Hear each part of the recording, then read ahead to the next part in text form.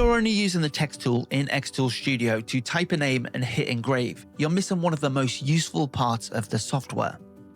In this video, we're going to go inside xTool Studio and I'm going to show you how to use text properly. We'll cover basic text, font choice, spacing, curved text, text warp, custom path layouts, and the most important laser bit, how to turn text into a proper vector shape using tools like Weld, Unite, Subtract, and Compound Vectors. So by the end of this video, you won't just know how to add text, you'll know how to actually design with it. Let's start with the basic text tool. Inside xTool Studio, I'm going to select the text tool and click onto the canvas. Then I'll type something simple. Let's use create anything. At this stage, this is still editable text, and that means I can change the wording, change the font, adjust the size, change the spacing, curve it, warp it, and treat it like normal text. And this is the stage where you want to get the design right. Do not ever rush into converting it. Do not weld it straight away. Do not turn it into vector paths before you're happy with the wording, the font, the size, and the spacing. Because once text becomes vector paths, it is no longer editable text. So design first and convert later. Now, let's talk about fonts. Not every font is good for laser work. Some fonts look great on screen, but they are horrible when you try to cut them. Thin letters can snap, tiny decorative details can disappear, script fonts can create weak sections, and some fonts are just hard to read once they are engraved or cut. So before choosing a font, ask one simple question. Am I engraving this text or am I cutting this text? Because those are very, very different jobs. For engraving, readability is usually the most important thing. You want clean letters, good spacing, and enough contrast. And for cutting, strength matters as well. If the letters are too thin, they might break. And if the text has floating centers like the middle of an A, O, P, D, or B, you need to think about how that will work as an actual physical piece. So when I'm choosing a font for laser cutting, I usually want something bold enough to survive as a real object, not just something that looks nice on the screen. Now, let's adjust the text. Once the text is selected, I can change the font, size, alignment, and spacing. And spacing is one of those small tools that makes a massive difference. If the letters are too far apart, the design can look disconnected, and if they are too close together, it can start to look messy. And if you're planning to turn the text into a connected laser cut word, the spacing becomes even more important because the letters may need to overlap or touch before you use Weld. So at this stage, I'm just getting the text visually right. Font first, size second, spacing third, and then the more advanced stuff after that. Next, let's take a look at curved text. With the text selected, I can use the curve control to bend the text. And this is really useful for circular logos, baubles, ornaments, coasters, signs, badges, and anything where straight text feels a bit flat. But the main rule is simple. The text still needs to be readable. A small curve can look professional. A huge curve can make the text awkward and difficult to read. So when you use curved text, zoom out and check it like the customer would see it. If you can't read it instantly, simplify it. Now, let's take a look at one of the newer text features, which is text warp. Text warp lets you shape and distort the text in more creative ways. So instead of just straight text or curved text, you can create text that feels more styled. And this is great for bold signs, retro designs, badge style graphics, sports style text, or designs where you want the wording to have more movement. So I'll select the text, open the warp options, and try a few styles. And the key is not to just use the warp because it exists. Use it when it makes the design better. If the warp makes the text harder to read, it's too much. But if it helps the text fit the artwork, fill the space, or look more intentional, then it's doing its job. Now, let's look at custom path layouts.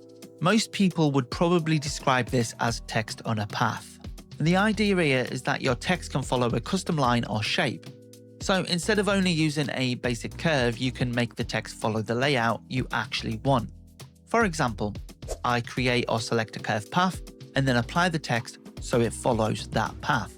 And this is brilliant for logos, labels, circular designs, ornaments, signs, badges, and anything where the text needs to flow around another object.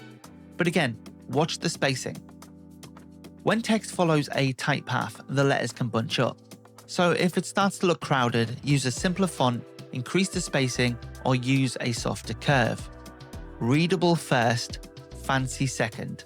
Always. Now we get to the part that really matters for laser design. There is a big difference between editable text and vector text. Editable text is perfect while you are designing, but if you want to properly cut, combine, subtract, or create more advanced shapes, you usually need the text to become vector paths. In xTool Studio, Weld is one of the most important tools here. Weld converts text into vector paths, and if the characters overlap, it can unite those overlapping characters into a connected shape. But once you weld the text, it is no longer normal editable text. So before I do any of this, I always recommend duplicating the text and hiding a backup copy. That way, if you need to change the wording later, you still have an editable version. Because once the text has been welded, you're not really editing text anymore, you're editing shapes. Let's do a simple example. I'll type a bold word like create. Now, if I want this word to cut as separate letters, I can leave the letters separate. But if I want it to cut as one connected piece, the letters need to overlap or touch. Weld will not magically connect letters that are miles apart. So I'll reduce the spacing until the letters overlap slightly. Then I can use Weld. Now the text has become vector paths, and because the letters overlapped, they can become a more connected shape. That is the bit beginners most often miss. The software can only join what actually touches or overlaps. Now, let's look at Unite. Unite is different from Weld, and a simple way to think about this is, Weld is mainly what we use when we are converting and joining overlapping text. Unite is a pathfinder or Boolean style tool that combines overlapping vector shapes into one shape. So if I have my text as a vector path, and I want to connect it to another vector shape like a back and plate border, tag or sign shape, Unite can help combine those overlapping shapes into one object. For example, I may place a word over a simple backend shape, make sure the shapes overlap properly, and then use Unite to combine them. And this is useful for name plaques, cake toppers, keyrings, ornaments, signs, and layered laser designs. Now, let's look at Subtract. Subtract does the opposite kind of job. Instead of combining shapes together, it removes one shape from another. So if I place text over a rectangle and use Subtract, I can knock the text out of that rectangle. And that creates a stencil effect or a cutout text effect. But object order matters. If the wrong thing disappears, don't panic. Just undo it, check which object is on top and check which object is behind, and try again. A lot of the time, the software has done exactly what you asked, just not what you meant. Now let's talk about compound vectors. This is where text can get confusing, especially with letters that have holes or inner shapes. Letters like A, O, D, P, R, and B all have inside areas. Compound vectors help define how multiple vector shapes behave as one object, especially when a design has inner cutout or holes. So if you convert text into paths and suddenly the holes disappear, or the text fills in solid, or the preview looks wrong, it might be a compound vector issue. It does not always mean the laser settings are wrong. It usually means the vector structure needs checking. Okay, this is future editing, Paul. I just wanted to go a bit more in depth with this specific thing on compound vectors, unions and welds and stuff like that, and give you a better scenario as to why you'd want to do it this way. For instance, I see it all the time with people creating names for wedding tables and things like that. If you were to type a name like Mike, and I'm going to select Pacifico because it's one of my favorite fonts for this type of thing. The problem with this is if you weld it together, great. The only issue is you've got the dot of the I and it's floating, so it's going to be a separate shape, and obviously you're not going to be able to put that in on the table because it's just going to be a loose little bit of wood or whatever material you're cutting out of. So the way we do this essentially is right click and convert the whole thing to a path, okay? And then right click and release compound vector. And essentially what this does is it gives you every line is now a separate shape, okay? So we can go in there and tune things if we need to. We can move things like the dot of this eye. We can move this down here.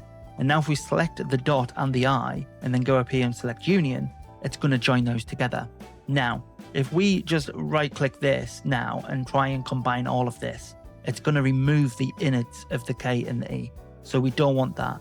And the way to avoid that is if we just highlight over the E, for instance, create compound vector, and we do the same with the K, create compound vector, and then we join it with the union. all of the shapes remain, and we can now use this as a wedding name. And that's the way to do it. That's the best way to send your job when you're using text to a laser. Back to the video. The big takeaway in this is design your text first. Convert it last, because text in xTool Studio is not just about typing words. It's about knowing when your text is still editable and when it needs to become geometry. That is what makes the difference between basic text and text that actually works properly for laser design. So that's the text tool inside xTool Studio. We've covered basic text, font choice, spacing, curve text, warp, custom path layout, weld, unite, subtract, and compound vectors. In the next video in this series, we're going to move into images and bitmap preparation. Because if your image looks bad before it goes into the laser, the engraving probably will be bad as well. So if this series is helping, make sure you subscribe, and I'll see you in the next one.